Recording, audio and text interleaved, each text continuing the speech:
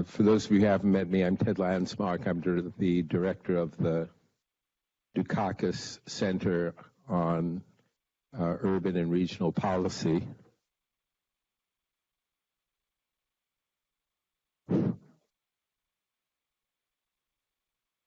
In the short session that matriculating students and I have before this class meets, I distributed the President's State of the Union address to our students for their analysis in relation to the subject matter of policy for this class. And we did find one sentence about 2/3 of the way through the talk that addresses the environment. And for those of you who might have missed it while you were listening last night, ho, ho, ho, there is a commitment that has been made to the Trillion Tree Initiative to plant 1 trillion trees between now and the year 2030. So we do know that there's an awareness and a commitment on the part of our national administration to move forward to address this issue. And I thought I should share that with you because several people came to me and asked, how come there was no mention of transportation or urban or climate change or resilience or sustainability or nutrition or housing costs or some other similar issues. And I do want to say that there is that one line. So let me now turn this over to my colleague. Not that we have an opinion about that. Good evening, everybody. I'm Rebecca Riccio. I'm the Jafali Family Director of the Social Impact Lab here at Northeastern University. I work in the policy school with Ted, and I'm so excited to welcome so many of you back. Welcome to new faces. Welcome to folks who are watching online. We just found out that the folks online got to hear us as we were figuring out some last-minute slide stuff, so I just want to thank you all for your patience. Those of you who are watching online and could hear us chit-chatting, I just think that adds to the authenticity of the whole experience. We are doing this in real time. A couple of things I just want to begin with. First, as is our weekly custom, let's just take a minute to turn to our neighbors and say hello. We are building a learning community here. So please turn and introduce yourself to someone who you don't know. Yes.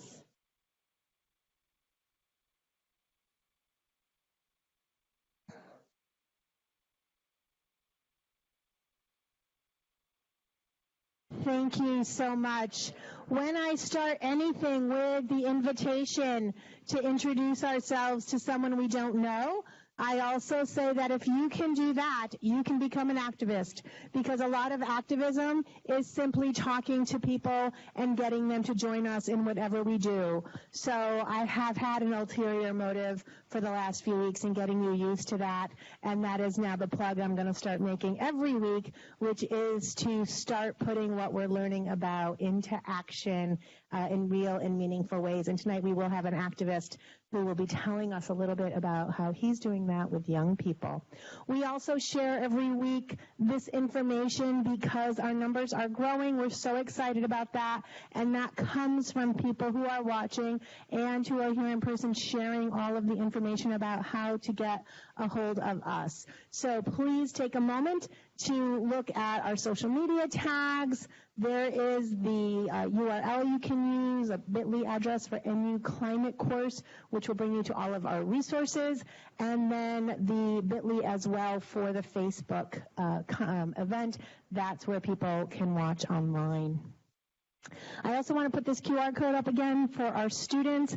Every Thursday at noon, our Office of Undergraduate Research and Fellowships is very generously hosting a lunch for students who are participating in this course or who are studying climate change in other courses across campus to get together to process what we're learning and feeling, because we know this is hard, and self-care is another one of the themes that we're trying to emphasize all semester, and so it is a way for us to build community together, and all our students are welcome. So if you just point your camera at that QR code, it will bring up a registration just so that they know how many of us to expect tomorrow. I'm about to hand everything off to my colleague, Danny Faber. And when I think about environmental justice and I think about folks on campus who are working on it, we've talked to some of them already. We've heard from some of them already. Danny is somebody whose work I had been teaching at another institution before I even came here. It's always cool to meet the people who've written the textbooks that you're using in your courses.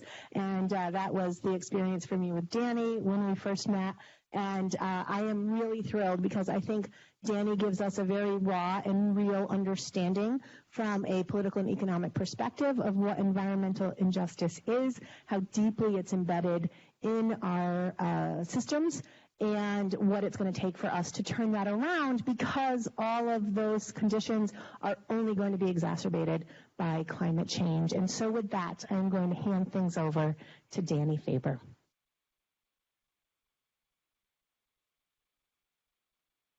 Thank you very much, Rebecca, and for Ted for having me here. I usually have to pay people to say nice things like that, so appreciate that. All right, let's see if we can get this working. Oh, here we go. Okay, so thank you for being here tonight. I would like to speak to you about climate justice and what I see as a planetary emergency, which is the current situation with respect to climate change. And if you look at the current discourses that are taking place in the public and in the media in particular, you see that there are three dominant discourses. And the first is that essentially climate change it's a hoax, it's not real. This was a position that Trump used to hold. Recently he's changed his tune to some degree, but the notion is that climate change is not something that we need to be concerned about. In fact, addressing it may be detrimental to the economic growth of the American economy. The second position is that climate change is an issue of concern, but we have time to deal with it, and we can make these incremental changes. That was embodied in the International Climate Accords for the longest period of time. And then the third discourse, which is becoming much more prevalent, which I want to talk more about tonight, is that climate change is happening now. It's a planetary emergency, and unless we take dramatic and immediate action, we're going to pass tipping points, at which point we will lose our ability to contain climate change. So revisiting this first perspective, I would say that those of us who are engaged in struggles around climate change, climate justice, are taking on the most powerful industries on the face of the earth. The fossil fuel industry currently sits on $27 trillion in fossil fuel assets, and as a result of this, they have over the past few years created a very sophisticated infrastructure of think tanks, policy institutes, research firms, public relations firms as well, to convince the American public that climate change is not real and that it's not an issue of concern. Even ExxonMobil, which spends $100 million a day searching for new reserves, knew 2 decades ago and even longer that climate change was real. Their own scientists did some very good studies, and yet they continue to fund this climate denial apparatus and develop business models that were predicated on the climate change which we're now seeing. And as you know, there's a number of lawsuits against Exxon, for including in this state by our own Attorney General Maura Healey, for defrauding shareholders, for depriving them of this information. And you see that this climate denial apparatus that has been set up is massive and it's very sophisticated. And these numbers have actually gone up in recent years, but about $900 million is spent each year. I think now it's over $1 billion is spent in the United States each year by corporate America through their various foundations to convince the American public that climate change is not real, and to buy elections and to influence politicians. Most of this money now comes from, it's dark money, it's unidentifiable sources. You can't trace it back to where it comes from.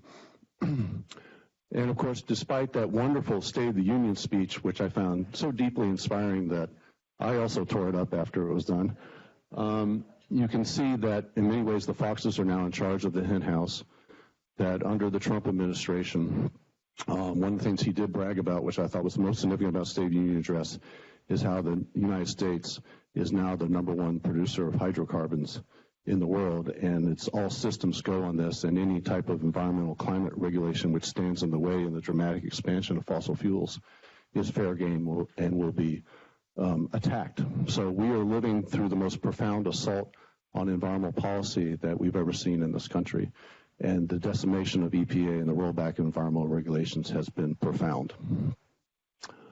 The second perspective I won't go into too much is embodied under the climate policies of the Obama administration, non-binding agreements, let's go slow but go careful at the various climate conventions. We know that this is no longer viable. James Hansen has called it a prescription for disaster because we now realize that if, in fact, the fossil fuel industry is successful in burning that $27 trillion in known fossil fuel assets, that will result in the release of some 2,800 more gigatons of carbon into the atmosphere. That's 5 times more than what the scientific community says is safe before we pass this 2-degree threshold and pass these tipping points. And if we do that, if they burn all the known fossil fuel reserves that exist today, we are guaranteed to be in a world that's going to be 11 degrees warmer by the turn of the century. So in this respect, I think we can speak about climate change as being a planetary emergency. The CO2 levels are now at 414 parts per million compared to 280 parts per million at the dawn of the Industrial Revolution. These are the highest levels we've seen not only in the last 800,000 years, but you have to go back 3 million years ago before you see these types of CO2 levels in the atmosphere when the world was 5 degrees warmer and the oceans were 50 to 80 feet higher than what they are today. If we're,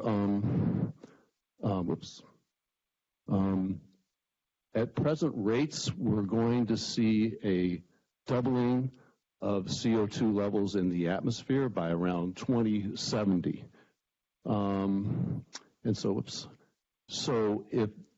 When that occurs, that's expected to result in a temperature increase of about 9 degrees. Business as usual, CO2 levels are going to double by 2070. If you go back to the Eocene period 53 million years ago, when CO2 levels were 900 parts per million, there were palm trees over Antarctica. Crocodiles were swimming in the Arctic Circle, and life at the equator was unbearably hot. Heat indexes of well into the mid-100s. So the global temperatures then were 14 degrees Fahrenheit warmer than what they are today. We're going to hit that point business as usual by toward the end of this century. Current rates of emissions, we're going to be at 900 parts per million by the end of this century. Scientists say if that happens, you're looking at 40 to 50% ecosystem collapse around the world. What I want to bring your attention to, this is just coming out. I gave a talk at the World Meteorological Society, and that's why I'm kind of bringing this up, because a lot of this is brand new, and you probably haven't heard it, but you will be hearing it in the next 2 months. I was on a panel with Gavin Schmidt, who's one of the leading climate experts, and we're speaking about now climate change has infused our everyday weather, but the models have changed dramatically over the last few months, and what they're called the hot Earth models, and they're revising what they predicted, and they have dramatically upped what they're going to see as temperature increases, not just in terms of the size of these temperature increases, greater than 5 degrees, which is 9 degrees Fahrenheit, but also the speed at which these temperature increases are expected.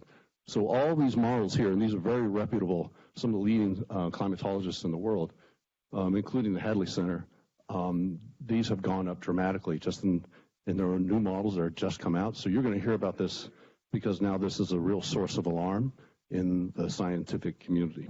And never in the history of American politics have I seen such a gulf between what the scientific community says is necessary, what we must do, and the denial of our political establishment. It's like the Grand Canyon. And this is what makes this next election so important. So here are the 10 hottest years on record. 2019 was the second hottest year on record. They've all been in this century.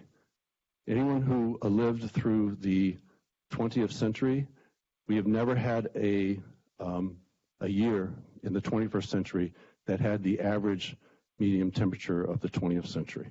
We literally live in a new climactic period already. We've exited the Holocene and entered the Anthropocene. I don't know if I can get this to work.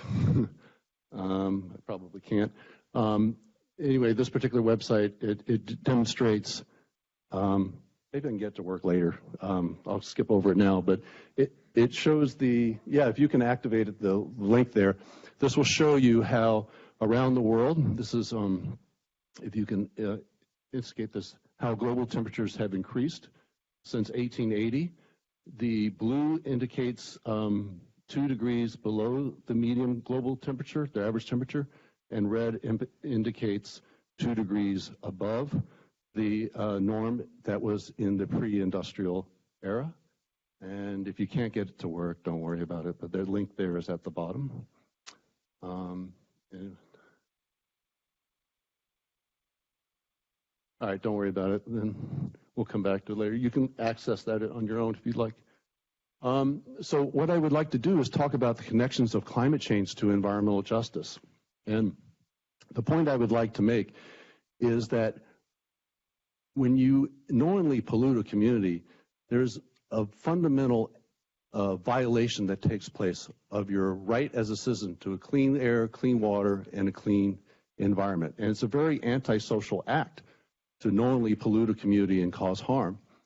And so how that is done in the issue of political expediency is just as important as economic efficiency. What's the path of least resistance?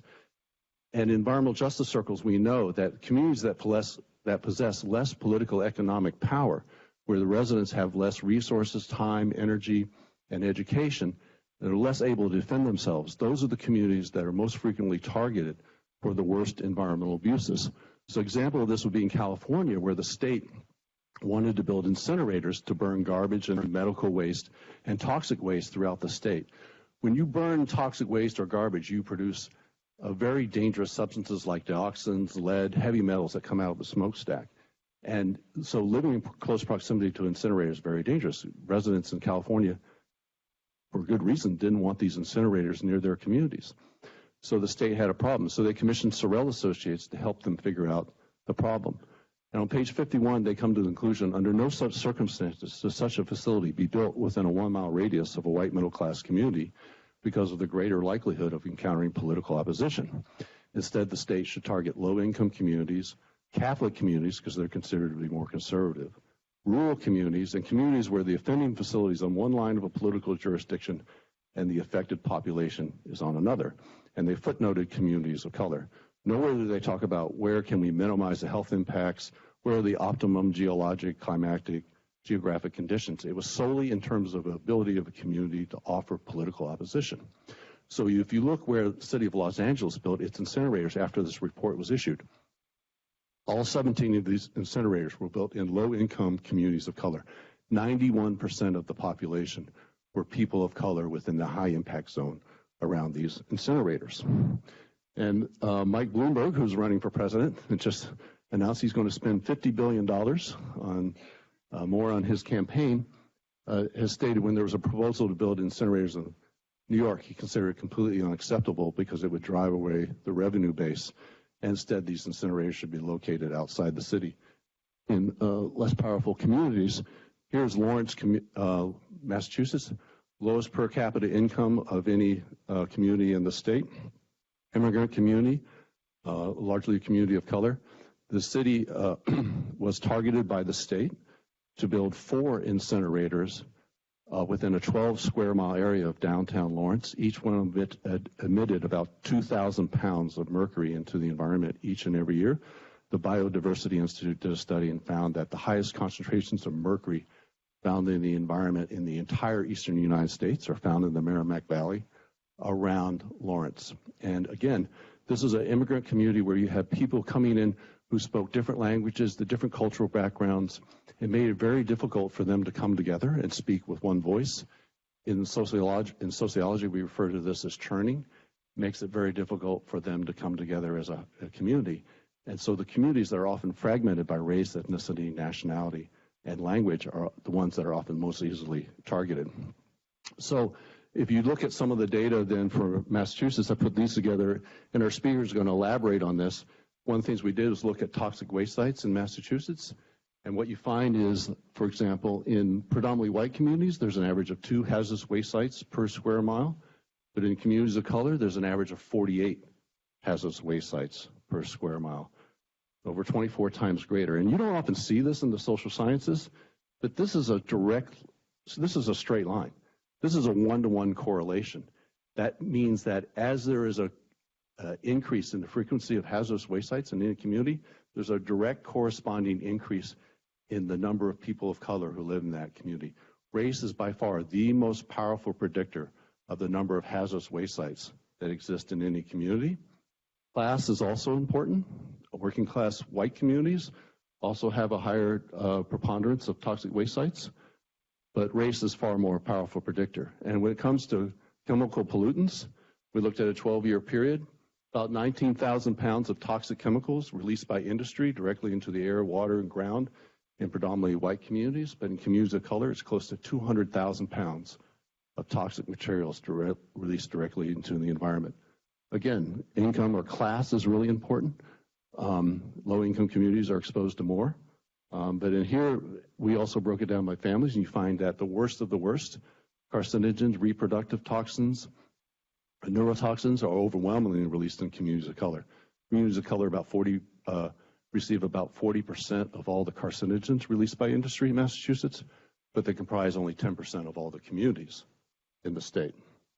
So there are many different indicators of this, but the cumulative environmental burden in communities of color is over 24 times greater than what it is in white communities. And again, notice that straight line. It's a one-to-one correlation. The most powerful predictor of the total environmental burden of any community in Massachusetts is race. So how does this relate to environmental justice? In certain ways, the same philosophy applies. The communities that are most at risk from the impacts of climate change are EJ communities, are the frontline communities that have the least political economic power. So when we think about environmental justice, there are many different manifestations of these injustices. So there is socioeconomic injustice in which communities within nations that have the least political economic power, that have the least resources, are feeling the greatest impacts of climate change, such as in New Orleans. And I think Nina's going to say a few words about that. International injustices, that often the deepest impacts being felt by climate change in the world today are in nations that have virtually no responsibility for creating this crisis. Been doing a lot of work with the Centers for Disease Control on the impacts of climate change in the Pacific Islands. So visiting American Samoa, and then you look at Kiribati and other islands, some of which are now being evacuated and relocated because rising sea levels are literally, you're getting saltwater intrusion into their freshwater lens, and the islands are becoming uninhabitable. You're having entire nations that are in the process of being wiped out by climate change. And their contribution to the problem is 0.00000%. So there is a debt that's owed by the major carbon-producing nations of the world to these nations and these peoples who are grossly being dislocated by climate change. And also there's intergenerational injustices, that the greatest impacts are going to be felt by future generations, not only young people today, but their children and their children's children. So all three of these areas bring up a problem for us politically, and that is, how do we begin to develop a climate change politics that can speak to future generations which have yet to be born? How do we reach across oceans and form alliances with people in other parts of the world which speak different languages, have different customs? And how do we cross those class, racial, ethnic divides within the United States to form alliances with marginalized communities to build a mass-based climate change movement? And you need a mass-based movement to deal with climate change. This issue is too big for the environmental movement. It requires a mass-based movement. So crossing these divides is really important, and having a justice framework is the key for doing that. How am I doing on time? Okay. So this notion of vulnerability is really important, that the climate change impacts of climate change fall most heavily on those communities that, again, lack resources to adapt. If you do not have home insurance and a natural disaster hits and you lose your home and you can't insure it and you don't have the resources to rebuild, it can wipe out your entire wealth, your entire savings from which you may never recover. And I guess we saw this again in New Orleans. So one's political economic status, this notion of intersectionality, if we think of societies made up of different hierarchies, class, race, ethnicity, one's position within these systems of stratification determines your ability to cope with climate change and to recover from its stresses. The other thing I would like to share with you as a sort of a framework to think about is how climate change gets framed in these discourses. And one approach is often identity politics, that the notion is that the hardships that are foisted on communities as a result of cultural oppression, that people are being targeted, communities are being targeted because of their race and ethnicity and their identity in this respect. And so that brings up an issue that is important that I want to talk about, because largely these sometimes can be a politics of the minority. But in other societies, it's more of a radical democratic politics, where the critique is based upon the denial of your fundamental rights of citizenship. It's a process of political domination in which people are denied their legal political rights. And similarly, other societies, the dominant perspective is one of solidarity based upon shared material interests or class interests. It stems from class exploitation. And very often in other societies, a climate justice politics which adopts a radical democratic politics or a socialist politics are majoritarian movements. And so if you have a climate justice politics, which is a politics of the minority, it makes very difficult at times to build international solidarity with other climate justice movements which have a majoritarian approach. So obviously we need to find a way to sublate these different approaches and see how different forms of identity actually come together and intersect and form a more holistic framework. Just let me know when I'm getting close on time. So right now, climate change is a planetary crisis. It kills about 300,000 people a year. By 2030, it's estimated to go up to 500,000 people a year. 99% of these deaths are in the developing world. And that for the first time ever in history, there are more people displaced around the world by climate change than there are by war and repression. Yet climate refugees have really no legal standing in the global community. And this is a major problem going forward because the British government commissioned the Stern Commission to look into this issue. And they predict, Sir Isaac Stern, one of Britain's premier economists, predicts that by the year 2050, there will be some 200 million people displaced by sea level rise alone. And we can already see what a few million people had, the disruption that's created in the politics of Europe right now. So we can imagine what 200 million people displaced by climate change can do to the world order. I just read a new report. Again, the models are changing daily. A new report just came out, said that number is really low. It's predicated on less than a 2-meter sea level rise, 1 to 3 feet. And the new predictions coming out, they've just upped that number to about 500 million people. And that's predicated on a greater than 3-foot sea level rise. So what would that mean if we continue business as usual in Massachusetts? So it's predicted that by the end of the century, we will have about 30 days a year where the temperature is above 100 degrees in Boston. If at that time you're thinking about retiring and moving to Florida, you won't need to. The climate of Florida will be here. It will save you all those moving costs. And I was to say that this study now is a little out of date as well. They just came out with a new one. Union Concerned Scientists published it. These numbers have been ramped up as well. I don't know if you might give some of the predictions what they're saying for Boston, but Boston could see a 3 to 5 foot sea level rise during this time as well, perhaps as much as 7 to 10 feet. Yep. So by 2100, it's predicted that business as usual, Boston would be 8 to 12 degrees warmer in the winter, and the summers would be 6 to 14 degrees warmer under these models, unless we take immediate action. We already saw the heat wave in Europe in 2003, killed 71,000 people. Most of those were the elderly and also the poor, because they did not have air conditioning. The elderly were more isolated and had people to check on them. And so the greatest numbers of deaths occurred, again, among the most vulnerable, particularly in France. And Europe this last year just saw some major heat waves. Madrid, 120 degrees, and elsewhere.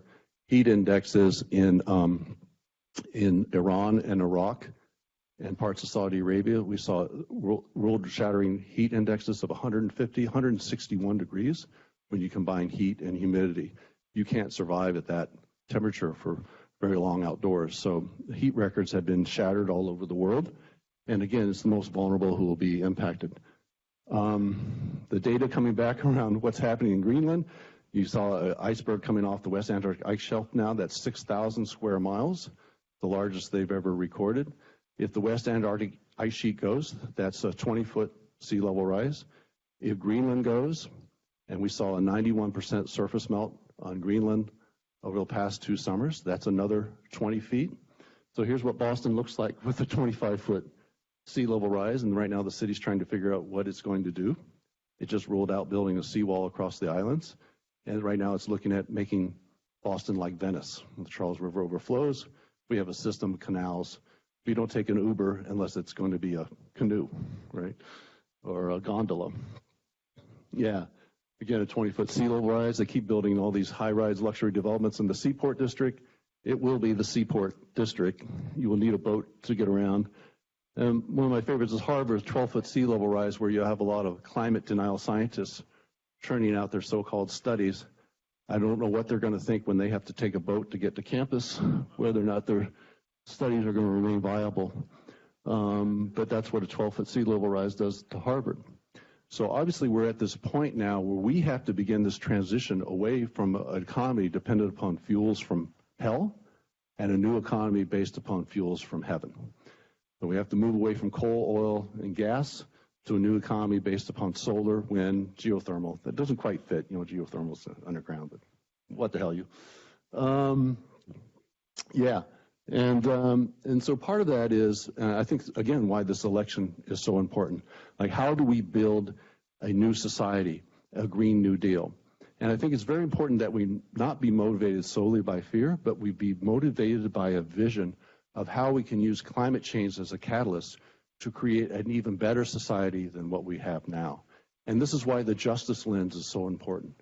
That if we can use climate change for rebuilding our society so that we address these inequities and we address these injustices, and we can approach new energy systems which actually serve to emancipate people, such as building solar on people's homes and units so that they can not only consume their own energy they produce, but actually export it on the grid. We become owners of our own energy producers. Then I think that's a vision which can inspire us and help create the mass movement, which is going to be necessary to take on these most powerful corporate interests. And so the justice vision is really key to building this climate change movement. And I think that's perhaps the promise of a Green New Deal and the importance of this new election coming up, because I think the Green New Deal is the beginning of the formulation of this emancipatory vision. Thank you very much.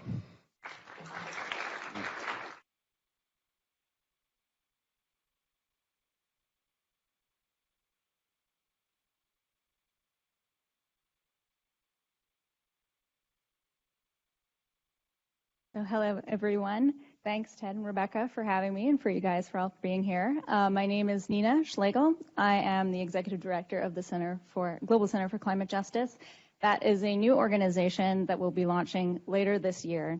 And actually, Danny is very involved as well. And it's based on the fact that there is so much good cutting-edge research out there. There's so much great activist work all over the globe that we've seen. And what's often missing is a way for these people to communicate with each other and for that information to be shared broadly with a broad public in a very understandable way. So that is the mission of the center. To make that information as understandable as possible through really short reports, infographics, videos, and so forth. So do look out for that later this year. But my focus in this talk and the work I've been doing recently is around climate justice at the scale of the city. And as Danny has mentioned recently, a lot of work is really not happening at the federal level. And so it really comes down to cities and localities to take that mantle and become the climate leaders that they can be. And so in thinking about the topic of this talk, EJ, injustice, and risk, what I came to was the deeply intersectional nature of these issues, how deeply tied injustice is to the identities that people have and to their risk, particularly as it will be affected by climate change. And so to understand risk and injustice, we have to look at historical injustices, but also systemic and institutional injustices that continue to exist to this day, and how those might be made worse by climate change going forward. And in that way, we can then create climate just solutions that focus on both addressing climate change and its impacts, but making sure that we really get at the root causes of injustice as well. So it's really a great opportunity to address two problems in one. So when thinking of the identities that make up the city of Boston, the social identities, this is work done by Atia Martin, who used to be the Chief Resilience Officer for the city of Boston. She mapped out where different communities live across the city. So here we have people of color, folks who have not yet gotten their high school diploma, and low to no income communities. And so these can be vulnerabilities depending on the systems that you're interacting with. They can be additive and they interact with each other. So we have to have that understanding to realize who might be most affected and where to prioritize solutions going forward. And we have to have an awareness of the historical injustices. And for this, I want to focus specifically on the racial wealth gap that exists here, and also on the unequal exposure of environmental hazards. So even though this is a talk mostly about Boston, I want to share that this information is relevant to other cities. These are injustices that exist all around the world in urban areas. And so for Boston, redlining was happened through the Federal Housing Authority in the 1930s and 40s, where, sorry, let me get one glass of water.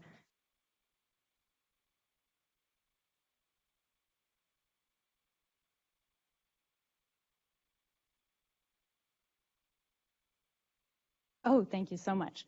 Thank you very much. So the Federal Housing Authority prioritized making sure that white and wealthy families were driven towards the blue and green areas that were considered desirable neighborhoods, and away from the red and yellow areas that were considered undesirable neighborhoods that were mostly populated with residents of color. And so in Boston, what that means today is that the average wealth of a family of color, or a black family of color, is $700, and the average median wealth of a white family of color is $256,000. So it has compounding impacts over time. And there are other impacts as well. So rent control was abolished in Massachusetts in 1994 by a state referendum. And rent control only existed in Boston, Cambridge, and Brookline, and those communities actually voted in favor of keeping rent control, but the rest of the state abolished it. So now the rents have risen dramatically in those areas, and up to a fifth of Boston residents pay 50% of their income on rent every month. Another example of a historical injustice is actually based on Danny's work and his friend Luke Krieg, who they mapped out where different Superfund sites were, toxic trash stations, landfills, and so forth, and gave them a weighted analysis. So, for example, a Superfund site had 25 points, an unlined landfill had 6 points, to see where the density of waste was located across the state of Massachusetts. And so I did a GIS analysis of that work and found that the most heavily polluted communities were communities of color and often low-income communities across the state. And 18 of the 20 top polluted census blocks in the entire state are EJ communities. Now, in thinking about historical injustices and how they continue to play out today, we need to also consider systemic and institutional injustices. And for that, I want to focus on transit and housing affordability. And transit, I don't know, I'm sure all of you have experienced our lovely MBTA. Maybe you've seen a new Orange Line, I hope. But there are injustices experienced every day for riders. For example, there are people in the city who don't have access to a commuter rail or a subway line, and they have to take the bus to work. And a recent study found that a black person taking a bus to work in Boston spends 66 more hours on that bus than a white person. That's a week and a half more of your life on a bus every year. And there's also an affordability injustice. So only 24% of the MBTA's revenue comes from fares, and yet it's gone up 41% since 2012, which is a very regressive way of funding a public service. And there's also the systemic injustice of housing affordability in Boston, where you have public services, sewer, natural gas. We can talk about natural gas if you want. Sewer, natural gas, public transit, and so forth, and public parks and open spaces and roads being used to promote private wealth in the city. A local study found, done by the Institute of Policy Studies, found that the luxury units in Boston are often used as a way to store private wealth. And that's not just people, that's not just US residents. There's actually a lot of foreign owners of these apartments. Many of them are owned by trusts and LLCs to create a veil of secrecy over who actually owns the apartments, and then they sit empty. So on the one hand, we have an affordability crisis in the city, and on the other hand, we have these luxury apartments that sit empty.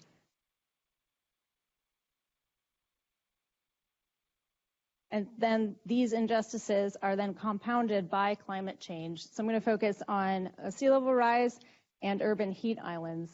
So for example, in Eastie in 2018, this is someone kayaking down a road in East Boston, but flooding is an imminent health risk because they live near fuel storage facilities for Boston Logan Airport. They live near home heating facilities. They live near road salt, and they actually live near a food distribution center. So it's actually not safe to have that neighborhood flooded. The state is looking to build a new electric substation as well, and you can imagine how well electricity interacts with water. So there are immediate concerns of flooding in this area, but there are also longer-term effects and injustices of climate change impacts in these communities, including not being able to access public transit, not being able to get to your job when you're an hourly worker, power outages, and not having access to food. In fact, Boston has been relatively lucky in that we have never been directly hit by a hurricane, but there are other cities that have, including New York. And in New York's case, during Hurricane Sandy, people started raiding pharmacies and stores after a couple days because they just weren't getting the social supports that they needed. And there were up to 40,000 homeless people after 2 weeks, most of them who lived in public housing because they didn't know where to go. And in New Orleans, there are other impacts. For residents of color during Hurricane Katrina, 175,000 residents had to flee the city. But if you don't have the wealth to rebuild, then how can you return? And 75,000 of those residents didn't return, so now it is a wider smaller and richer city than it was before. Heat islands are not talked about quite as much as sea level rise, but that's also a big impact here in Boston. If you look at this map here from the MAPC, it shows the surface level temperatures on a 90-degree day in the Boston area. So the average there, the yellow is 100 degrees, and it goes up to, like the orange and red go up to 140 degrees surface temperature. So you can imagine if you're a person living in an uninsulated triple-decker and you can't afford AC and you have an underlying health condition, how this might cause a cumulative negative impact on your health, right? And urban heat islands effects are areas where they're basically urban jungles. They're concrete jungles where it's mostly paved surfaces, darker surfaces that absorb heat during the day and trap it at night, and don't have open spaces or green spaces or tree canopies that help minimize the impact of heat.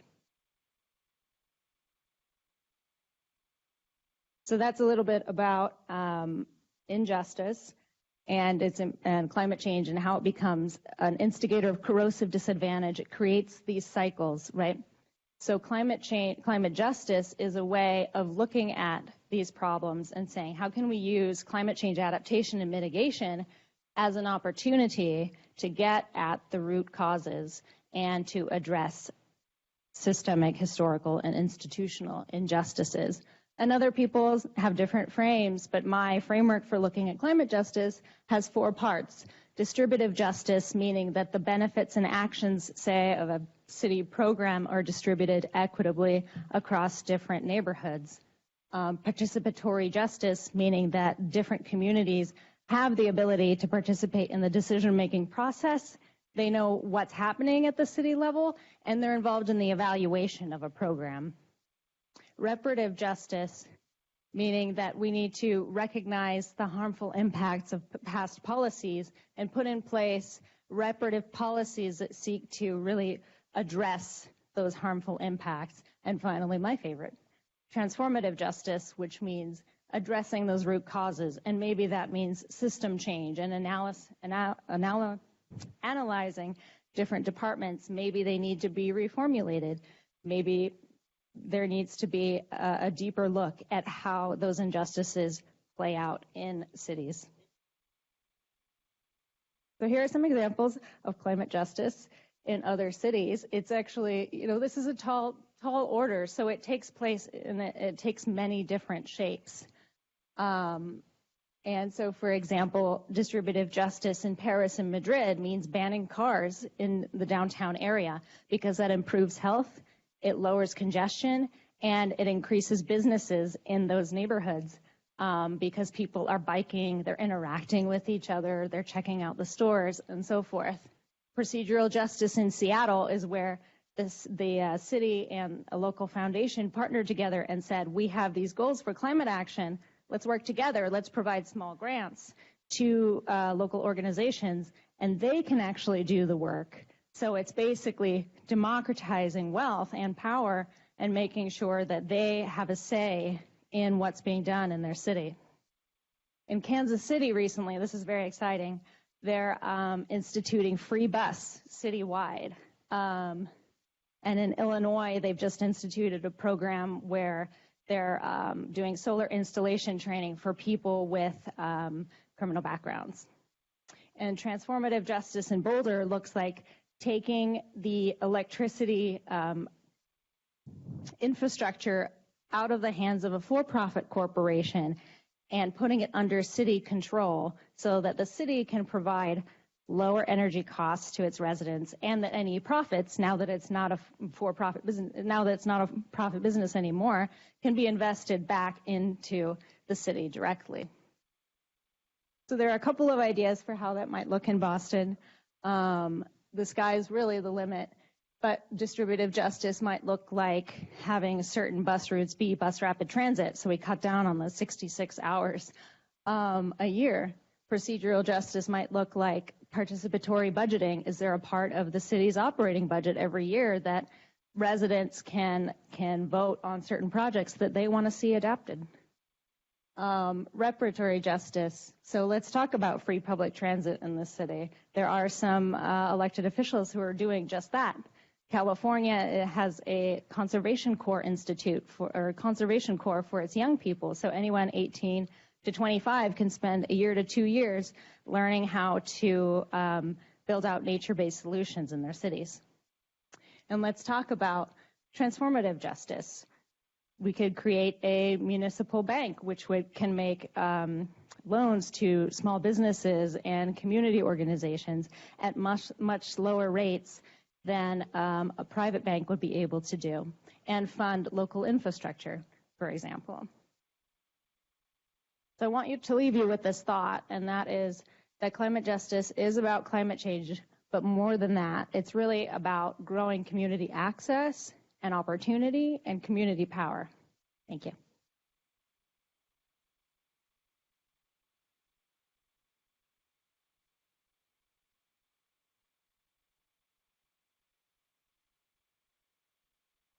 Good evening. My name is Ivan Espinoza. I'm the Executive Director of Lawyers for Civil Rights. I would like to thank the university and faculty, particularly Ted Landsmark, for inviting me here tonight. And it's been wonderful to get such a powerful context for this conversation. Thank you both. So at Lawyers for Civil Rights, we just launched a climate initiative. So if you go to our website, lawyersforcivilrights.org, you'll be able to see our prospectus, which describes why we're launching the project and what the goals of our project are. And I'm going to read a couple of headlines that are featured in the prospectus to give you a sense of why this is deeply important for us. And it has to do with a lot of what we've already heard. One of the things that we've started noticing in the media is it's actually a really incredible emerging trend of headlines like this. A boy left home after a drought left his family eating one meal a day. He died in U.S. custody at the border weeks later. That was in CNN, May of 2019. Central American farmers head north, fleeing climate change, New York Times, April 2019. Food doesn't grow here anymore. That's why I sent my son north. That was a different New York Times article, June 2019. And to get more closer to home, because these issues are not just global, but also local, race best predicts whether you live near pollution. And pollution is segregated, that last one, from the nation. And in our own backyard, we know exactly what these headlines mean, because we're working with families that have fled climate change. We're working directly with climate refugees. And we're also working with people who live in precisely these neighborhoods that continue to be segregated on the basis of race and pollution. And you don't have to go very far. Just downtown in Chinatown, you have the most polluted community in Boston and in the entire state of Massachusetts. Why? Because of the highways that crisscross through Chinatown. And so it should not be surprising to us that some of the statistics and data that were presented by the speakers before is actually part of the lived experience of the people seeking legal support and protection from Lawyers for Civil Rights. And that's why we launched this initiative in December, to be able to bring free legal support to not just climate refugees, but people of color and immigrant communities here in our own backyard, to be able to protect them as these issues are emerging and continuing to unfold. So I want to focus on a couple of things. One is on the climate refugees. So let's start there. The framework, as was hinted before, is extraordinarily weak, anemic at best. Some would even say non-existent. In the United States, the only legal avenue of relief, if you are a climate refugee, is through a humanitarian program called Temporary Protected Status, TPS. It is one of the immigration programs, just like DACA and other and other programs that have been dismantled by the Trump administration. TPS was the only form of immigration relief that was available for people who were fleeing either armed conflict abroad or who were fleeing environmental cataclysms. So think of Haiti after the earthquake, and about Nepal after landslides, and Central America after Hurricane Mitch and other conditions. Those environmental cataclysms formed a trigger to be able to provide immigration relief and protection to people from those communities. Under the Trump administration, TPS has been effectively canceled, which means that the only tool available at the federal level, under federal law, under immigration law, to be able to provide a modicum of protection for climate refugees is no longer viable and simply just doesn't exist.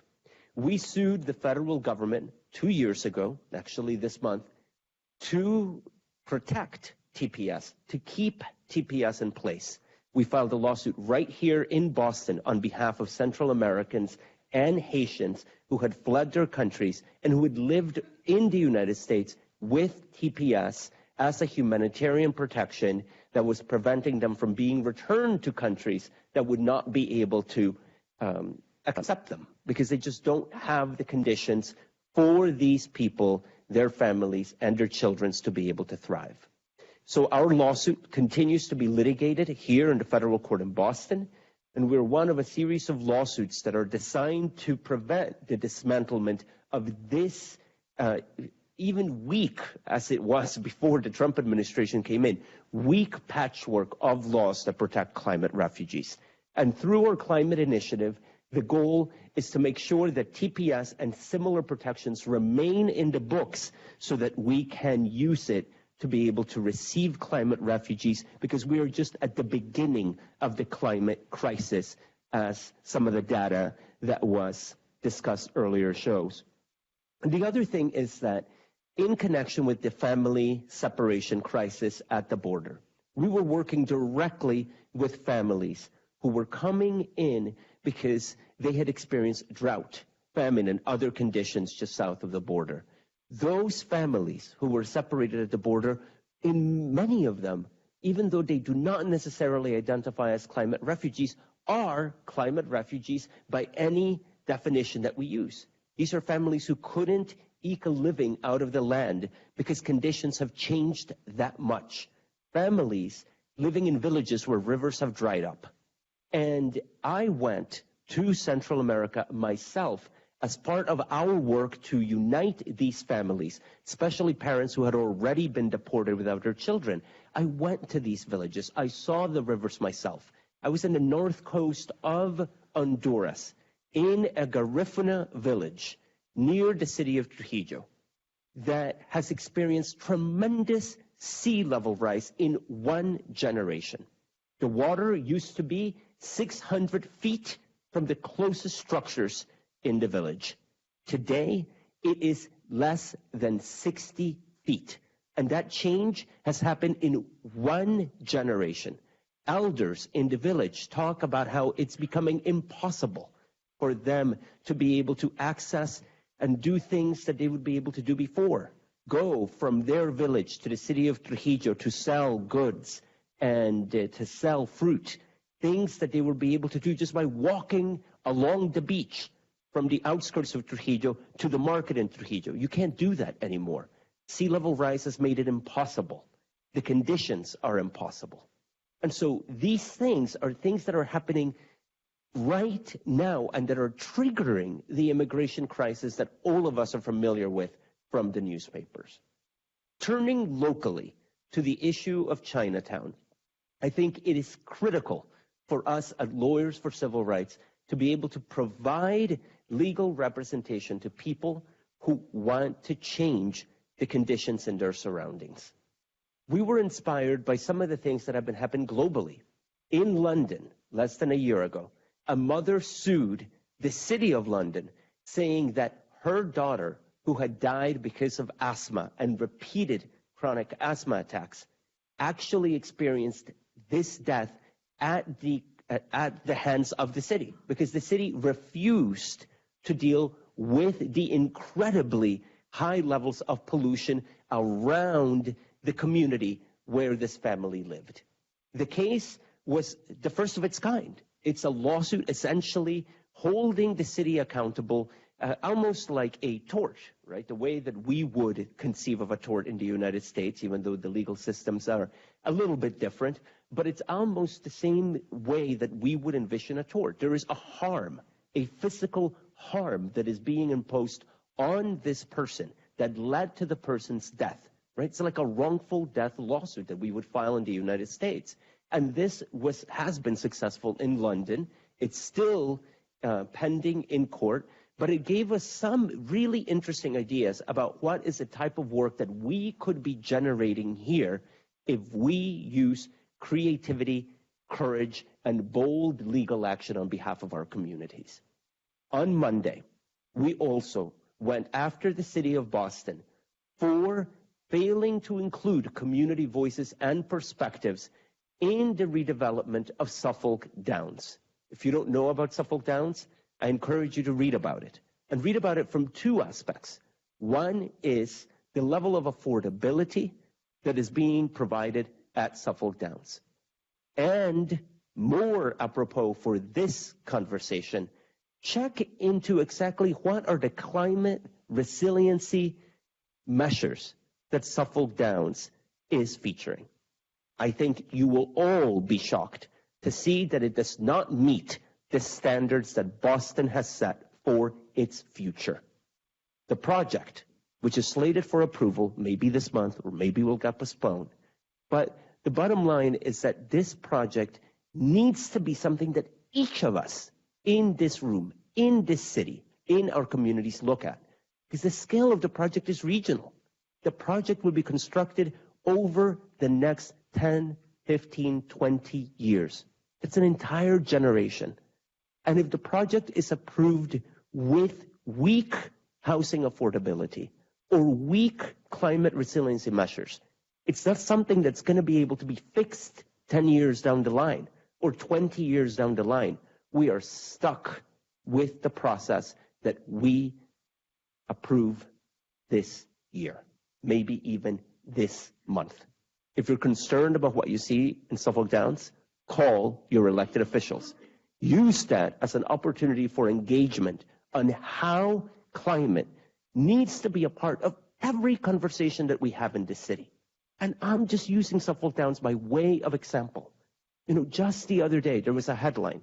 McCormick Middle School is losing its green space, the field. Incredible. At a time when we need, and I really appreciated the slides about how little green space we have in Boston, at a time when we need even more green space, to take away the field of a public school is something that is just inconceivable to me. And this is happening precisely because of the dynamics that we were talking about before, because this affects low-income children, this affects low-income families, this affects families of color. And it's critical that each of us steps up to be able to preserve green space in all of its manifestations, including in public schools. We have also done work over the last couple of years to prevent the placement of a power plant in Brockton, one of the top 10 most environmentally compromised communities in the state, out of over 360 communities. We oppose the placement of the power plant because it would add yet another environmental hazard to that community.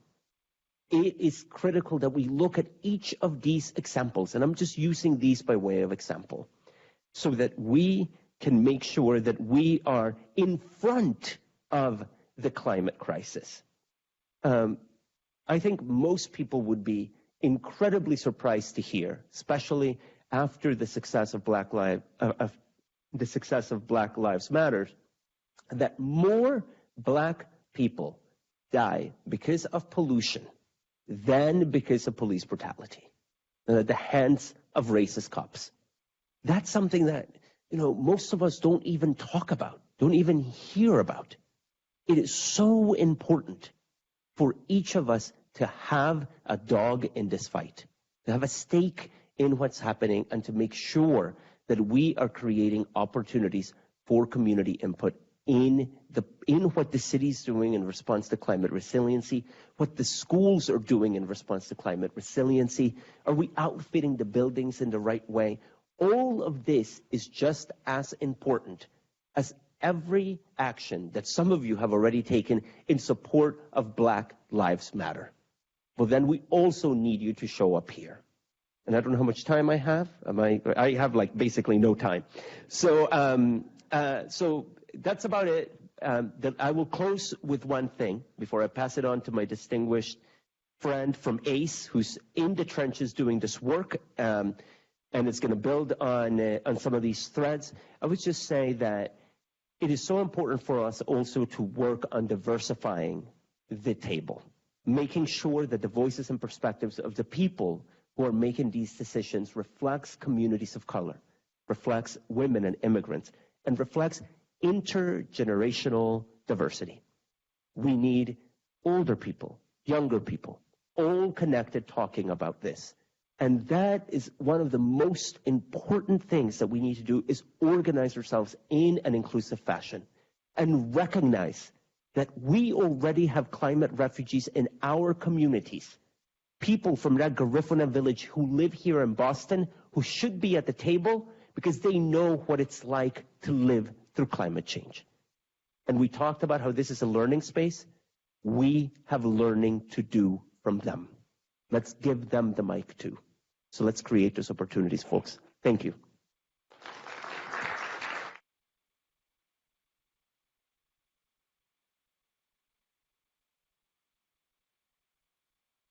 How am I going to follow that? Basically, these three give my whole presentation. Nina talked about transportation. Danny talked about Roxbury, and Yvonne ended with the McCormick, which is all the things that I'm working on now. So, any questions? But no, my name is David Noiles from REEP, Roxbury Environment Empowerment Project. It's the youth component of ACE, Alternatives for Community and Environment. I am 37 years old. I like long walks on the, okay, seriously. But we have this thing that we do at REEP. When I say R-E, you yell E-P, so R-E, R-E. So, no, really, that's still everything I was going to say. So, what I'm going to tell you is why I think climate justice is important, but more to that, why environmental justice is the key to climate justice. And I'm going to tell you, and how I do learning or do teaching, learning and teaching is through personal stories.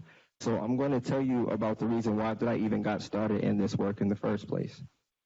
So I was just a young person that grew up actually across the street from here in Mission Hill Projects. So I don't know if you ever heard of Ashley Rose, but she has this poem called The Other Side of Ruggles. And she talks about Northeastern being this beautiful place where you can see grass and trees and people jogging and playing ultimate frisbee. And then you cross the street after you get to Ruggles, and you cross the streets into those brick buildings. And then you have roaches, rats, pimps, prostitutes, drug dealers, all of that. So you can literally spit and see happiness, or you can look down and see misery. And that's pretty much where I came from. And so I didn't really have anybody to look up to talk about environmental justice or caring about anything when all around me was just struggle. In fact, if you put Ruggles Station, Ruggles, ST, and move the ST in front of Ruggles, I was literally born next to struggle. Right? So when I became like 14 or 15 years old, I got this opportunity to go to ACE and talk to some lovely people. And they told me the story about this young person named Walter Reed Kernan.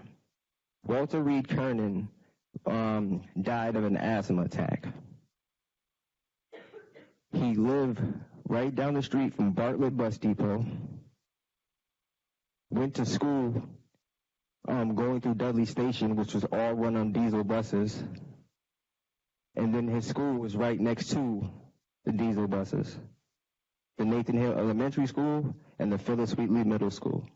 So his whole life, he grew up breathing in diesel. Now, I'm not a scientist, but I do know if you're an asthmatic and you're breathing in diesel every single day, you're basically doing this, what is this, the Schwarzenegger's test? We're putting the poison in the cat in the box, and you're just kind of guessing to see what's really happening. But with Walter, there was no guess. He never got to make it to his high school graduation or the prom, right? Never got to wear the tuxedo, got to take the pictures, right? Y'all remember the prom pictures? Walter never got a chance to do that. Walter never got a chance to do that. And so I actually graduated from middle school because of Walter, because he organized a football event before school started, so he had us come to school at 7 o'clock in the morning when school started at 9:15. I don't know how he did that. And we would just play football, and that got us our perfect attendance. And Walter never got to realize that because of diesel buses. They were idling in the Bartlett bus depot for hours when idling is against the law in Massachusetts. You're only supposed to idle your vehicles for 5 minutes legally, then you get ticketed. If you're a bus or a truck or something, a larger vehicle, I believe you get 10 to 15 minutes, but that's about it because of the larger vehicle. Walter never had that opportunity to live because he was trapped in diesel.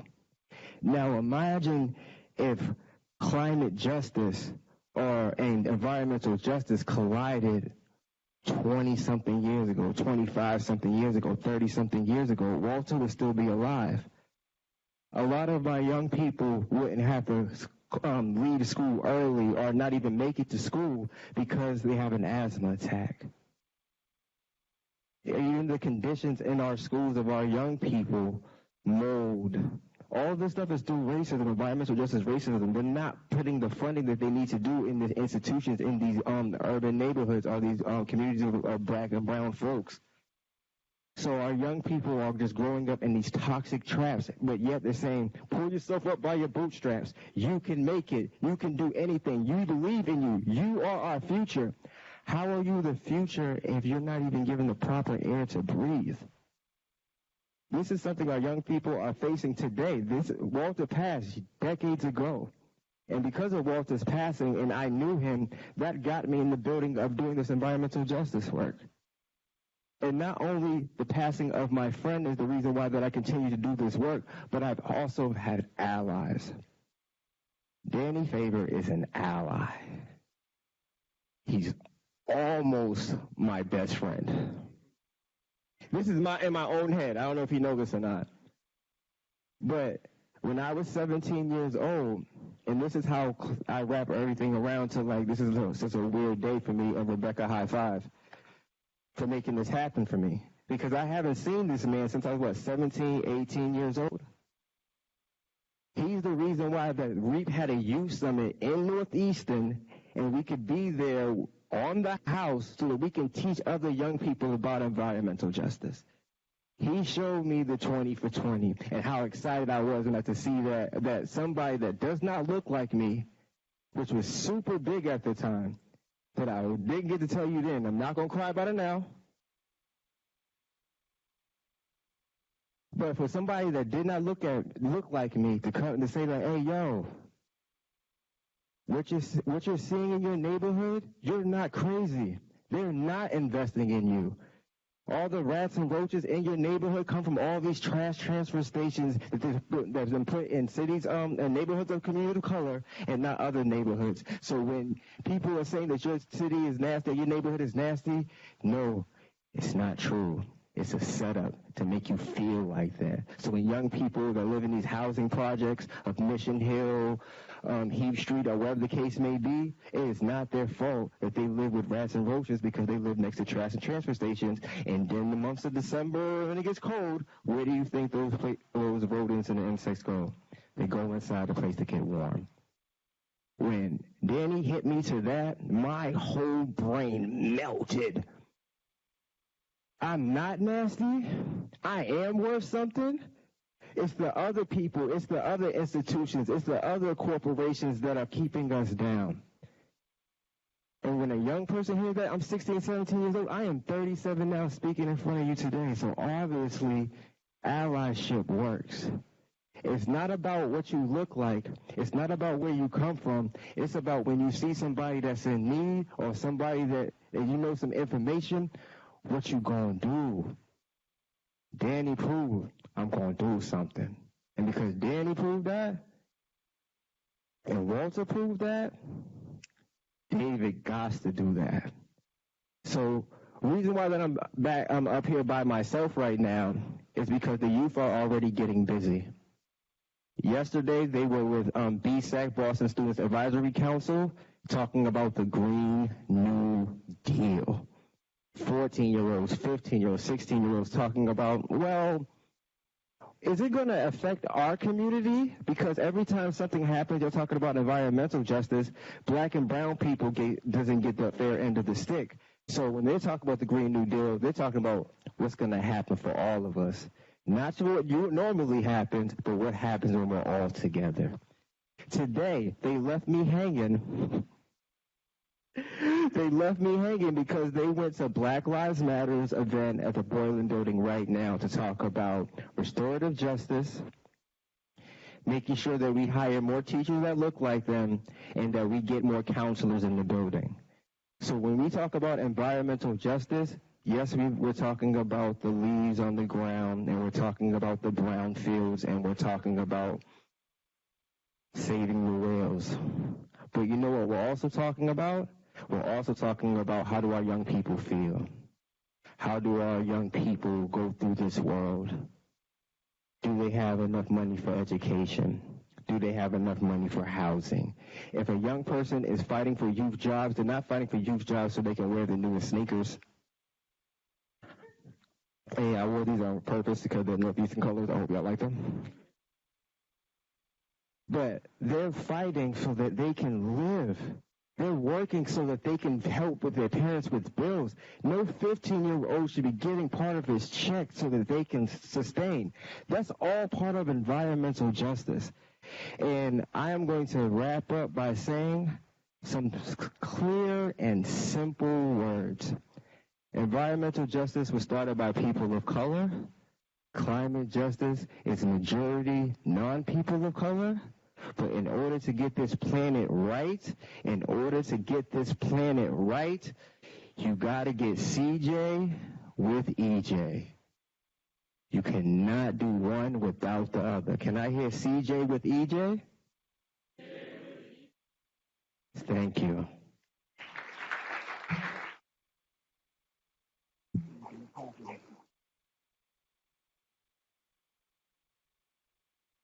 Come on up, panelists.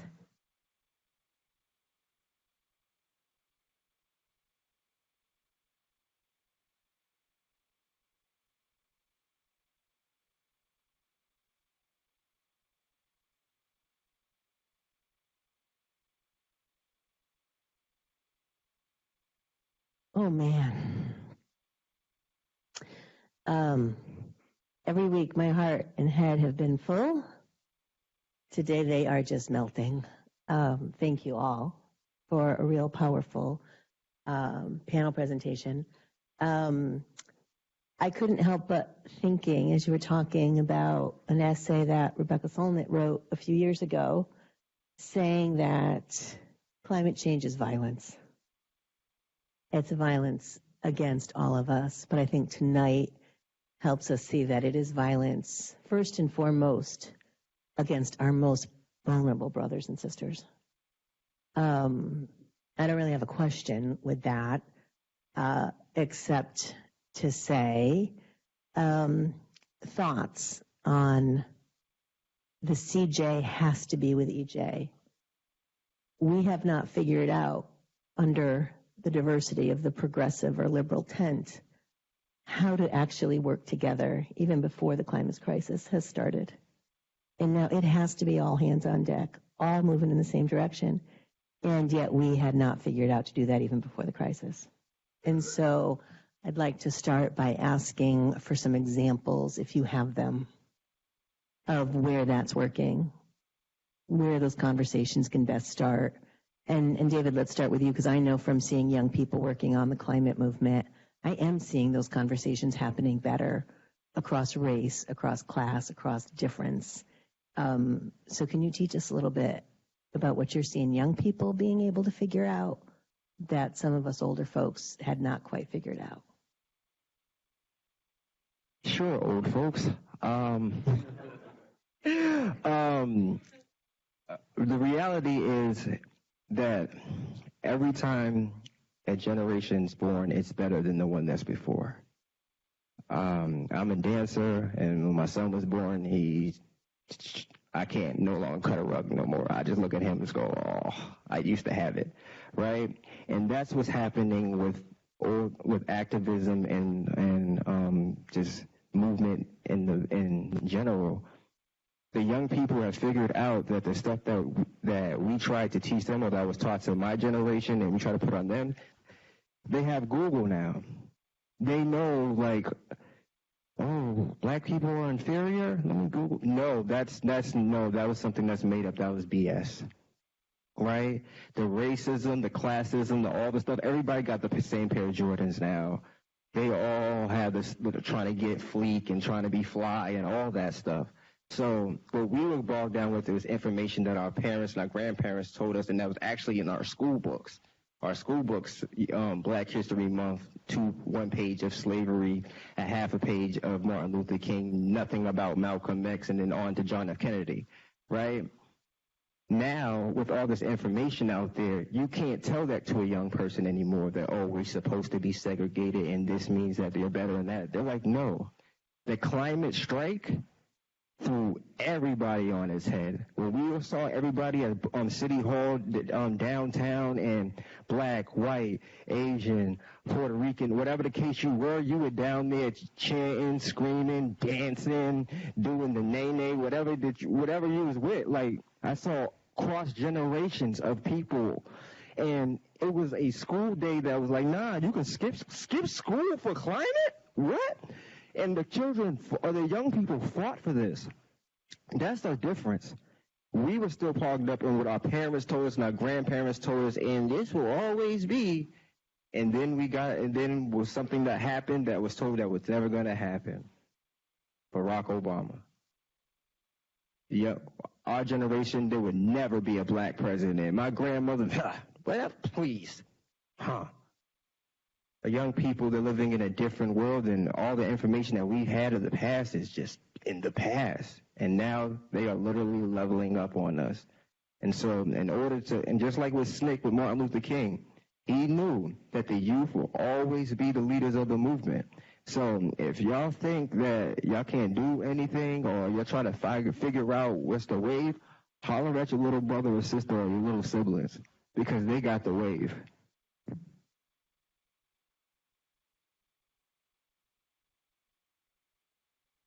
So I think it's pretty evident there's a crisis of environmentalism in the United States today. Same with the climate change movement, in the sense that the past strategies which the movement have used in the past are no longer effective today. You know, we can speak of a crisis of the liberal regime of environmental regulation that sparked a reaction on the right, the rise of neoliberalism, the Trumpism, an effort to dismantle environmental protection, free market environmentalism, which is an oxymoron if I've ever heard one. But it's also sparked a critique on the left, which is this notion that traditional environmental policy, because it takes a very single issue-oriented approach, because it emphasizes like science of risk assessment, which is to release tolerable levels of pollution and so forth.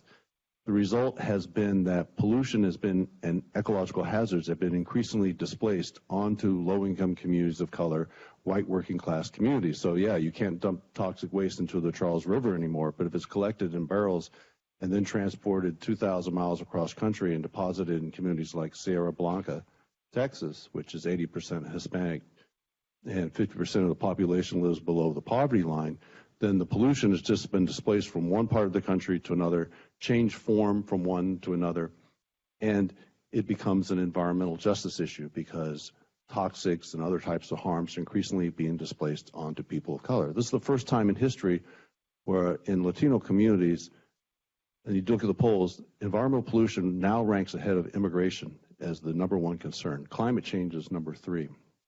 And so not only in terms of poorer communities within the United States, but across the global South, neoliberalism and the rise of the right is facilitating an increased displacement of more and more environmental harm onto communities that lack political economic power, both within the United States and in the global economy. Hence, we see the rise of environmentalism of the poor in the global South, which is in the vanguard of environmentalism. We see the rise of an environmental justice movement, not only David's work here in Roxbury, but all across the United States.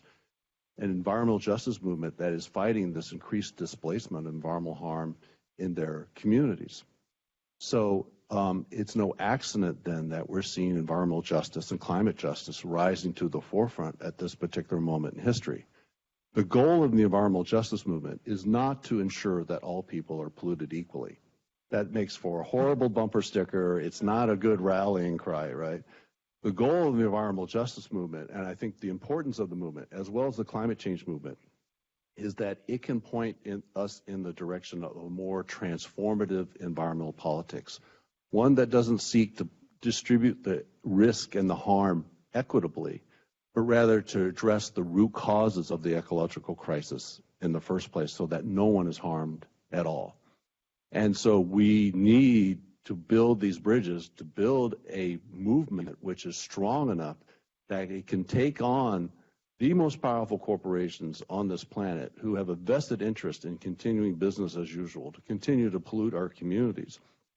To challenge their power requires a mass movement. We have to cross those ethnic, racial, class lines to build this mass movement if we need, in order to generate that people power and to really take back our democracy.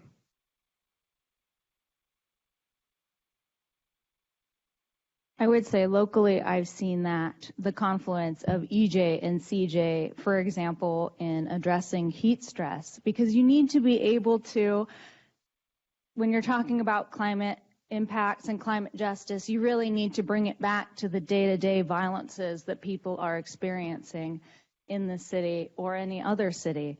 That's how they get on board. That's how they know that you're speaking to them and you are caring, speaking with them, and you're caring about their issues, right?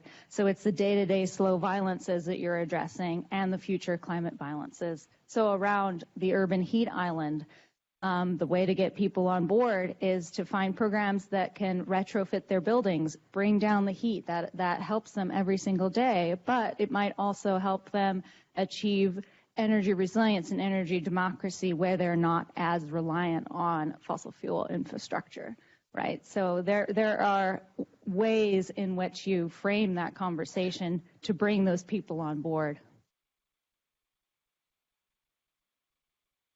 Functioning, yeah, okay, good. So we could share. So I think the question about how to bring together EJ and CJ, as has been posed, is a really good one, and I think it just reminds me of. I tend to think about this as an urgency gap. There is a tremendous gap between what the human and economic cost really is. And at the same time, these issues are not mainstream, or I should say not mainstream enough. And so, and it's difficult, I kind of, as a lawyer whose work, my organization is doing this climate initiative, but this is not my area of expertise. My work has focused on the constitutional rights of immigrants. So this climate initiative is being led by one of my colleagues. But one of the things that we talk about a lot is analogizing to other fields. Some of the work that we do is actually, for example, sue the police if there's an incident of brutality or racial profiling. Many times, we can find a person who has been affected, but they have so many other needs, right? That person's urgent, immediate need is that they need to make sure that they're not being evicted from their apartment, followed by making sure that they have enough money for food or medicine. And maybe the third or fourth priority down the line is actually the fact that the cop beat them up. And in order to make them able to stabilize them so that they can actually be ready, be at a place where they can talk about a lawsuit against the officer who beat them up, we need to work on all of those other things.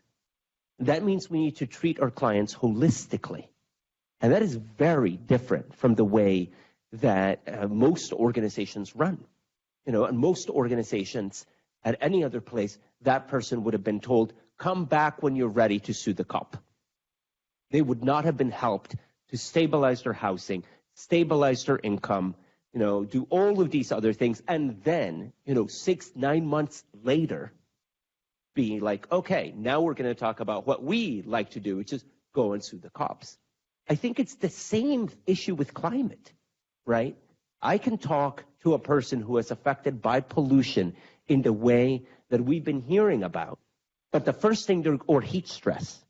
You know, and I actually know this for a fact because my colleague running the climate initiative has been in the process of developing a case on heat stress. And the people who we talk about say to me, you know, the last thing I need to talk to you as a free lawyer about is the heat. Like, I want to talk to you about all these other things that I am experiencing, all of these other indignities, all of these other deprivations of justice that I am experiencing as a low-income person. So the last thing I want to talk to you about, Yvonne, is the climate or how hot my apartment is. And that, for me, presents significant challenges in how we actually move the needle on climate change. It means that we need to think about the rubric that we use, because just saying we're open for business on climate doesn't mean that we're going to have the clients streaming in ready to file the lawsuits, right? So there is a lot of work that we need to do to make sure that we are addressing climate as an urgent and mainstream matter, because the communities that we're talking about also experience other injustices that are just as critical for them, if not more day-to-day lived reality, you know, urgent than the sea level, you know, in that picture that was really telling about, and like the sea level in the different neighborhoods. Like, that's going to happen, and that's going to happen within our lifetimes. But to get someone motivated about that, I need to also help them fix so many other aspects of their lived experience. And so connecting EJ and CJ is absolutely critical. And it's something that we need to join forces to do across movements, across communities, and think holistically about. Let's open the floor to questions.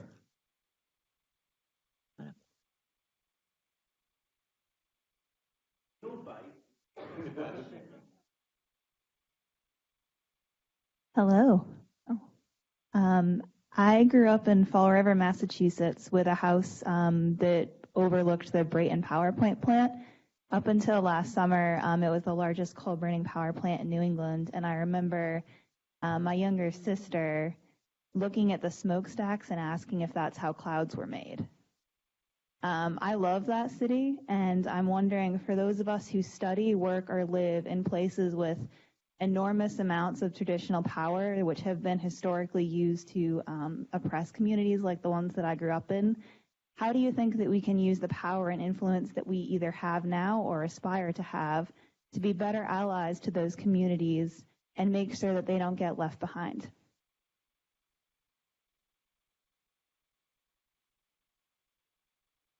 Well, just some thoughts offhand. You know, Brayton Power Plant was one of the largest polluters in New England. It was 43,000 asthma cases each year just related to that one power plant.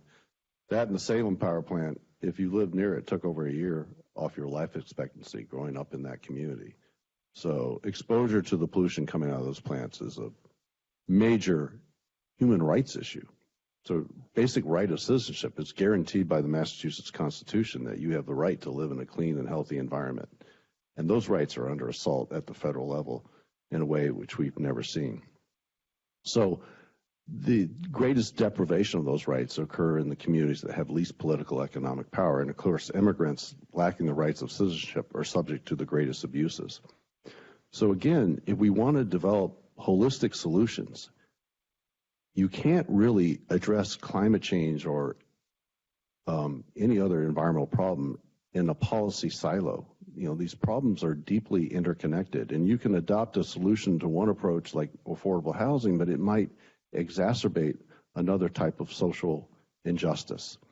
So we really need to take a much more holistic approach and look at the way in which solutions don't make problems worse unintentionally for other people, but really can lift up all so that we don't make adversaries out of potential allies. Like a super fund for workers, some type of Green New Deal.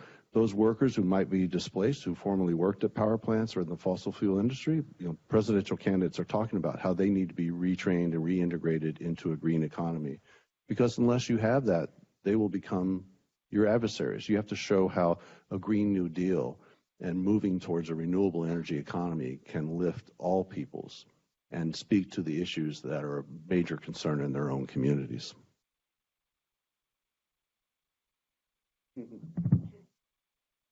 So from my experience, I would say there are a couple of different ways to be an ally, but the biggest one is probably showing up. So that's showing up when there are rallies and protest, and if it's appropriate, like writing on behalf of those communities, if you have the expertise and the knowledge and the time to do so, which maybe they don't have the time to do so, contacting your legislators, putting pressure on them, and amplifying that cause, whatever it may be. Just to piggyback off of that, when you show up, know when to shut up, right? If you're going into somebody else's neighborhood and you really care and you're passionate, that's all cool in the game. But if you want to watch, please watch. And if they ask you to do something, that's them inviting you in. But if you go there saying, I want to do this and I want to do that and I'm going to, and nobody asks you to, then you're not being an ally. You're being an enemy. You're actually being an infiltrator, which is the same thing as being an enemy to me. So it's all good to show up. Please show up and ask how I can help. If they just say, chill out, we're just happy that you're here, then you're doing your part. And also, selfies is also a no-no. At actions, selfies are a no-no. The work should never be pointed at you. It should be pointed at the actual work. So a great way to get involved and to make sure that you're not infiltrating is to not put yourself in the picture. There's too many times at organizations where we have these meetings and we're saying, why does this lady have her head in the shot at the State House when we're talking about climate change, right? You're not the issue. You're not the star. On your Instagram, you can do all the selfies you want to, but if you're showing up to an action and you're trying to support, face the camera out, not in.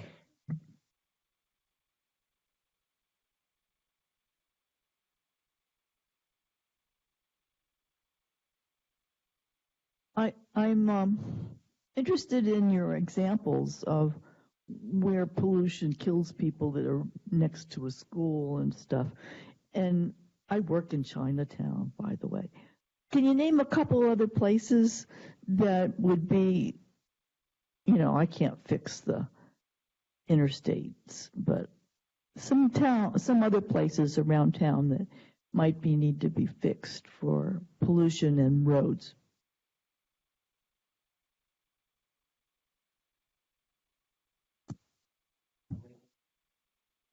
Roxbury, Dorchester, Mattapan, Jamaica Plain, Hyde Park, anywhere you see people of color, for the most part, that are not in high rises or in condos.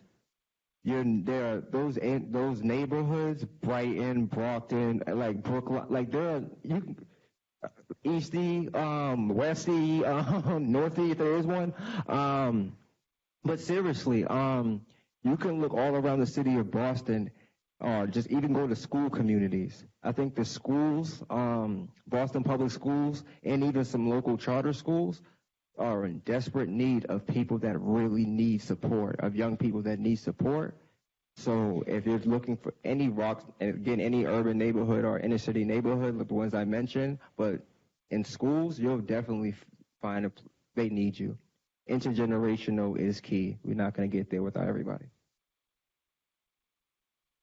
Just a couple of examples. You mentioned Fall River. So Fall River, New Bedford, when they were dredging the harbor there, all the PCBs that they dumped into the harbor, well, they dumped them on land, and then they sold that land to the city. The city then excavated, built a high school on it. And then all the PCB-laden soil that was under the high school, when they excavated, they put it across the street. Then they built a junior high on top of that. So some of the highest levels found in PCBs of any population in the United States are found in school children in New Bedford region around Fall River. And that's just one, to me, that's a gross assault on the most fundamental rights of our children to live in a clean environment, but to go to school and have their lives endangered by exposure to PCBs. So they've done this test at the Harvard Law School, Harvard School of Public Health, and they're finding the PCBs are present in unborn children, at the stage of the fetus. The PCBs are just everywhere in that community. So it's not accidental that you see often children are leading the way, or school kids. This happened with REEP and your work, where kids walk out of school and they go down to Dudley Street neighborhood and they surround the bus station and they shut it down, demanding that the city take action and enforce the no idling law and to bring in cleaner burning buses. It's a student strike. No one really saw it coming. It was immensely effective because the leading cause of school absenteeism in Roxbury was asthma. And the leading cause of childhood visits to emergency rooms in Massachusetts are asthma attacks, primarily in the most polluted communities, which are all communities of color. So even in these instances, we can see that we can learn from kids, kids taking action to bring about change. In this area, certainly Nubian Square, because of the buses and because of the traffic pattern that runs through there, even though there's been progress. Kenmore Square was traditionally an area of significant concern because of the pollution and traffic running through there. I suspect, but I haven't seen numbers yet, that Boylston Street through the Fenway, because of the very large number of Ubers and Lyfts that are cruising that area at this moment and idling just along that strip from Starro Drive up as far as the landmark. And then the heat maps alone are highly indicative of where you're going to see this kind of activity. So around Maverick Square, for example, throughout Dorchester, it's a question of where you don't get the positive effects of being in the seaport, where you have a lot of air going through and scavenging some of the pollutants that are building up there. Anywhere where you get a little bit inland and you have idling and a lot of traffic flow, you're going to see those kinds of things. And I've raised this with a number of students. I think in our area we need to take a hard look at what's going on along Huntington Avenue where cars are idling, and a hard look at what's going on in and around Ruggles Station with all of the Ubers, Lyfts, and vehicles that are constantly idling.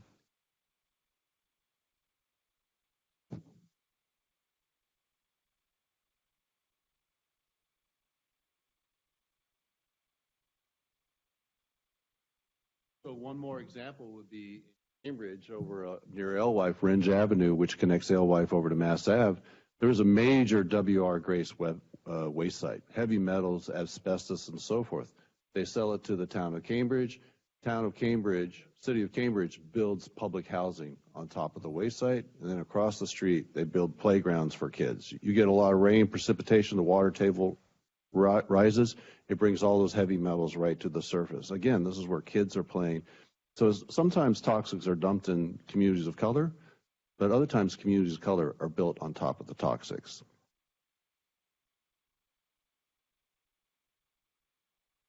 Hi, thanks for that very eye-opening and sobering discussion.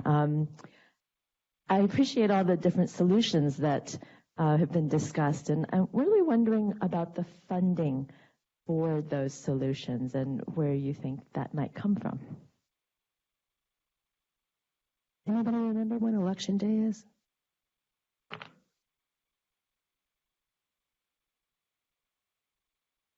So yeah, that's obviously a big part of it, right? Particularly if we're talking about climate justice for a city or a Green New Deal. So there are a lot of different solutions out there. I can just run through a few. One is a congestion charge on traffic into the city. Another is a transfer tax on wealthy units above $2 million. That's actually passed the city council, and it's going to the state legislature right now. There are others, but I'm not thinking of them right now. TCI, Transportation Climate Initiative, that's intended to raise over $6 billion for the state of Massachusetts over 10 years. I think ultimately, and those are excellent examples, but I think ultimately what we need is a public-private partnership. It has to be a combination of taxpayer dollars. And I hope that everyone in this room shares my sentiment that, or at least I speak with an I statement. I think my tax dollars should be used to help provide resiliency solutions for the city. But at the same time, there are deep pockets out there who should also be able to do some of the heavy lifting. If there are development projects, those development projects should be held to account in terms of what is the investment that they're doing in the communities. So I think it's not just taxation. I think it has to be a public-private partnership, and ultimately, I think if you're asking more specifically about some of this work, right? I mean, this work, at least from the perspective of Lawyers for Civil Rights, is being done on a shoestring budget, right? Because the idea of climate work, sure, it could be sexy, but there isn't necessarily a big pool of resources being dedicated to this, And so we do this work through our general operating money, which comes through individual donors, which comes through foundations, and I'm sure that that's going to be replicated in terms of the sentiment across the board here, because whether we're small or medium organizations, all of us are trying to cobble together resources for this. And at the same time, like I said, the bulk of these investments need to be something that comes from multiple methodologies, from multiple sources. So you can donate at ace-ej.org.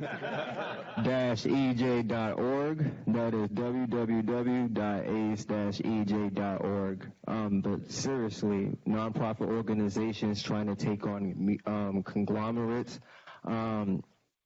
they have lawyers, they have lobbyists, they have funds. And so we're really trying to skate uphill, but I've been working out for a very long time, so I'm ready for that journey. But we do need everyone's help. The city, the people that's actually doing the bad stuff, needs to have some type of money put back into the stuff that they're doing. But we also just need the people that's around this room as well. Every dollar counts. If you can't show up to a meeting, but you got a couple extra funds you can give to any one of these organizations, I'm going to say mine because I know that my director's watching. But seriously, the money does not make the world go around, but it definitely helps when you're trying to take on these conglomerates. And just to add to that, I worked a number of years ago with the leadership of the environmental justice movement nationally and foundation officials, and we were looking at how much money is going to the EJ movement. The EJ movement is the most underfunded social movement in the United States today. Total funding is around $49 million. It's 0.1% of all foundation grants that go to environmental causes. By nature of comparisons, they take one organization, Nature Conservancy, $100 million foundation funds a year. It's more than twice. One organization, twice than the entire EJ movement put together, representing all low-income communities of color throughout the United States. So it's very difficult to really carry the banner and fight for environmental justice and unite with climate justice when so many community-based organizations are so grossly underfunded. And this has to do with the lack of diversity and appreciation in the foundation world and the need to move dollars. And very often when there is funding, if it's just one organization, it's very difficult to thwart the wishes of that foundation. You can't bite the hand that feeds you, and very often they end up dictating your politics. There's an old saying in the civil rights movement in the Ford Foundation days, the saying was, have you been driven by Ford lately? Meaning the Ford Foundation would be setting your agenda. And they've done a lot to democratize their approach in recent years, but diversified funding sources are really important, and those donations make a huge difference. So I'm going to second your notion here. It's really important to donate to those local organizations that are fighting for environmental justice, because their access to funds are so much more limited than traditional environmental organizations. And that's the legacy of racism in the United States.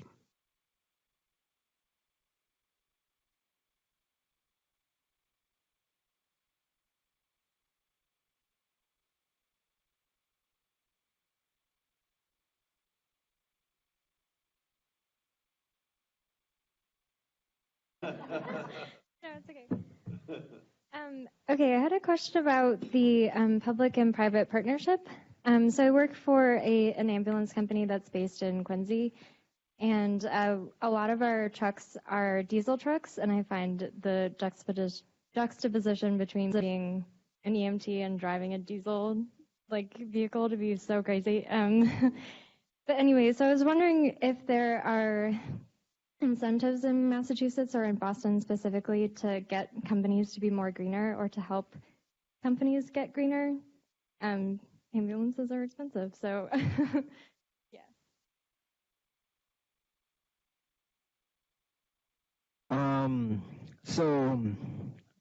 ACE was very intricate in passing this law called DERO, Diesel Emission Reduction Ordinance. And with that, we tried to get, the idea was to get our construction vehicles and any type of city municipal vehicles retrofitted so that they're not spewing as much diesel into the air. I would be really interested in figuring out how we can get that to Quincy so that their municipal vehicles, ambulances, whatever the case may be, can be at least retrofitted. But that's something that we did here in Boston, and they took that kind of federal so that the federal people can provide funds for businesses or corporations that's trying to actually get those retrofits in their vehicles. Great, thank you for that. That's great work.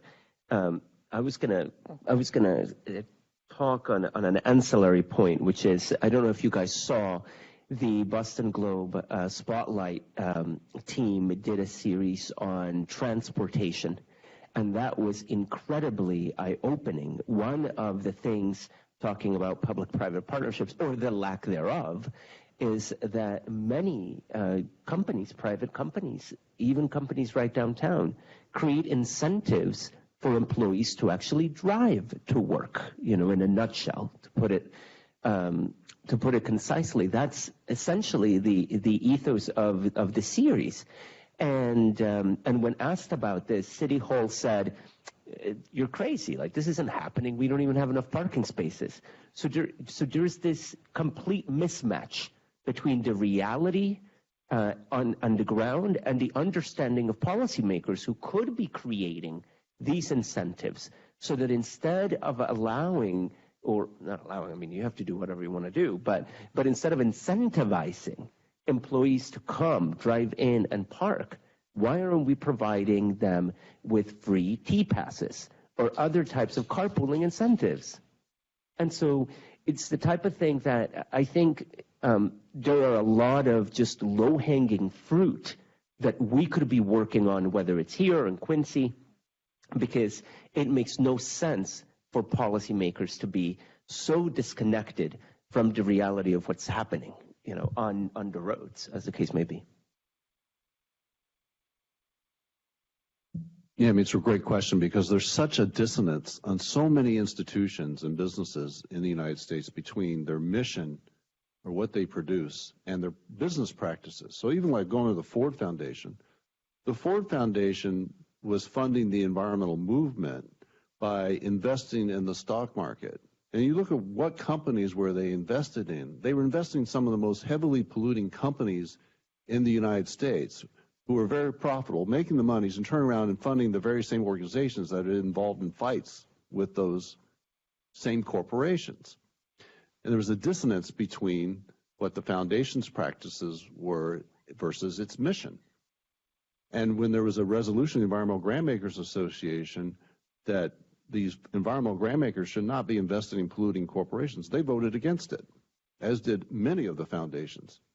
Or at Northeastern University or other colleges where we have such top scholars, excluding myself, but many other scholars, Ted, who are doing such tremendous work around sustainability and so forth, and yet we refuse to take our endowment out of the fossil fuel industry. And yet sustainability and working for a healthier future is a primary academic mission. So this is a role where each of you in your own institutions, wherever they might be, can play a tremendous role in overcoming this dissonance and beginning to reform the practices of any company or business or institution in which you are a participant, and look at these irrationalities and begin to address them and looking at ways that we can form them. We had a meeting last night. One of our students, graduated sociology, went and works with TJ Maxx. And she didn't know she was going to end up there, but they put her in charge of purchasing, and they hired a radical. And so first thing that she's done is she's going to mandate from their suppliers, different companies, that they stop supplying everything in plastic. And they start imposing all these environmental and climate-based criteria.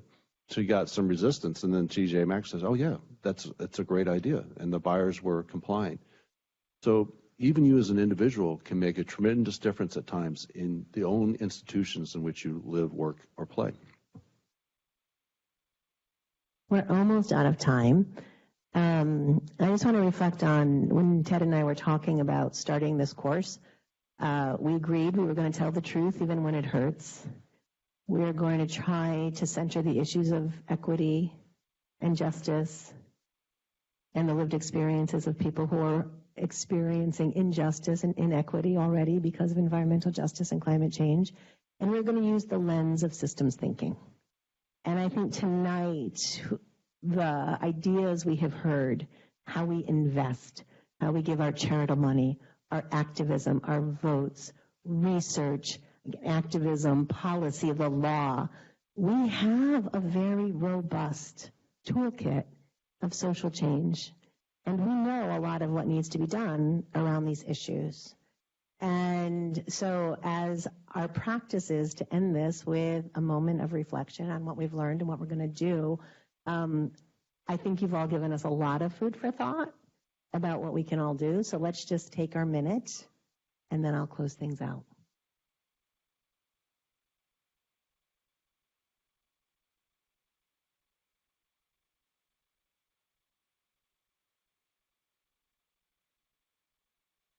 Some closing words that I'm going to quote from our panelists. Yvonne called upon us to find the creativity, courage, and bold action that needs to be done because climate change has to be a part of every conversation we have. And then David asked, how are our youth going to have a future if they're not given the air to breathe? We will see you all next week. And thank you so much for being here.